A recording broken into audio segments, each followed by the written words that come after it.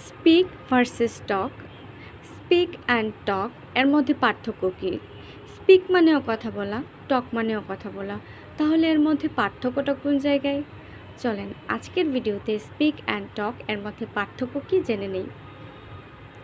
Speak কোনো ভাষায় কথা বলা অথবা কোনো কথা জোর দিয়ে বলা, যেমন for example, I can speak English, please speak slowly, he can speak 3 languages.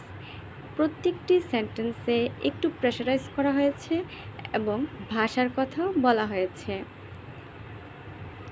টক, টক মানে কথা বলা, আলাপ করা, এক বা একাধিক ব্যক্তির সঙ্গে কথোপকথন করা, গল্প করা ইত্যাদি। যেমন I want to talk to you, what are you talking about, they are talking about cricket. Simply speak বলুন কথায় জোর দেয়া বা কোনো ভাষার ক্ষেত্রে ইউজ হয়। আর টক গল্প করা, আলাপ করা, নর্মালি আমরা যেরকম কথা বলি সেরকমভাবে কথা বলা। আশা করি ভিডিও থেকে কিছুটা হলেও বুঝতে পেরেছেন স্পিক এবং টক এর মধ্যে পার্থক্য কী। আমি আরবি ভাষায় কথা বলতে পারি, বলুন তো এটা কি হবে, স্পিক হবে নাকি টক হবে? কমেন্টে জানান।